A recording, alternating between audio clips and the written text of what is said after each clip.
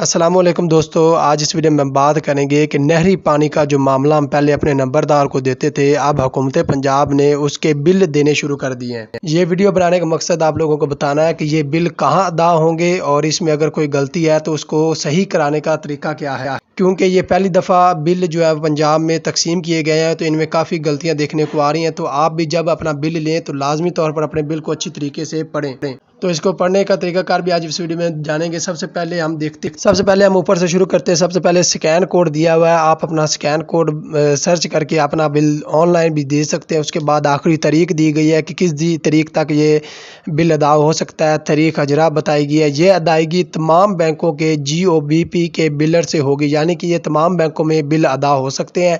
اس کے بعد آپ کا نام لکھا ہوگا، فادر نام، کھاتہ نمبر، یہ سارا کچھ مکمل آپ کے سامنے، تحصیل وغیرہ سب کچھ آپ کو سامنے دکھائی دے رہی ہوگی۔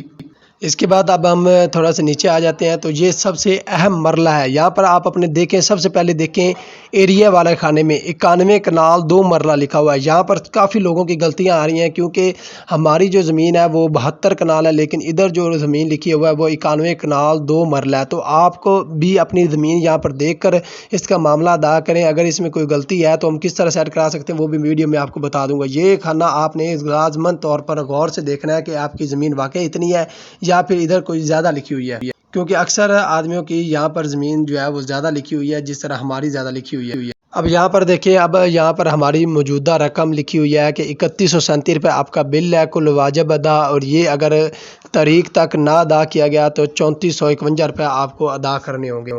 ایک اور اہم بات ہے، بل ہذا صرف آبیانہ کی ادائیگی کے لیے جاری کیا گیا ہے، یہ زمین کی ملکیت یا قبضہ ارادی کے ثبوت کے طور پر استعمال نہیں کیا جا سکتا۔ یہ نیچے انہوں نے لکھ کر بھیجا ہے کہ یہ بل کوئی بھی اپنے نام زمین کروانے کے لیے استعمال نہیں کر سکتا، صرف یہ معاملے کی ادائیگی کے لیے بھیجا گیا ہے۔ اب سب سے اہم چیز آ گئی ہے، اس کے بیک سائڈ پر لکھا ہوا ہے کہ اگر آپ کی کوئی بھی اس بل میں غلطی ہے تو اس کو سیٹ کس طرح کروا سکتے ہیں۔ سب سے پہلے تو یہ ہیلپ لائن نمبر دیکھیں، اگر پانی چوری کے خلاف کسی بھی قسم کی شکایت اس نمبر پر آپ ادا کر سکتے ہیں۔ اب یہ دیکھیں جہاں پر لکھا ہوا ہے پانچویں لائن پر اگر آپ دیکھیں گے تو وہاں پر لکھا ہوا اگر بل میں دی گئی معلومات یا واجب الادا رقم یا بقایا جات کے بارے میں تصحیح کی ضرورت ہو تو اپنے متعلقہ نہری ڈویژن ایکسائز آفس میں بل کی وصولی کے 7 دن کے اندر درستگی کے لیے رابطہ کریں۔ تو ادھر انہوں نے بتایا ہوا ہے کہ اگر اس میں کوئی بھی غلطی ہے تو اپنے ایکسائز آفس سے 7 دن کے اندر، جب آپ کو بل مل جاتا ہے تو اس کے 7 دن کے اندر اس کی درستگی کروا سکتے ہیں۔ اگر ایکسائز آفس میں 7 دن کے اندر درستگی نہ ہونے کی صورت میں متعلقہ سپرنٹینڈنٹ انجینئرنگ سرکل آفس میں آپ رابطہ کر سکتے ہیں۔ تو انہوں نے ادھر یہاں پر طریقہ کار بتایا ہوا کہ آپ کے قریبی جو محکمہ نہر کا جو دفتر ہے ادھر آپ چلے جائیں، ایکسائز آفس سے میں آپ جا کر رابطہ کریں کہ ہمارے بل میں یہاں پر کوئی غلطی ہے تو آپ اس کو سیٹ کروا سکتے ہیں۔ یہ 7 دن کے اندر آپ نے یہ غلطی آپ نے اپنی سیٹ کروانی ہے۔ 7 دن کے اندر یہ آپ کا جو ہے وہ مسئلہ حل کر دیا جائے گا۔ باقی نیچے یہ پانی چوری ایک سنگین جرم ہے، ہیلپ لائن نمبر دیا گیا ہے۔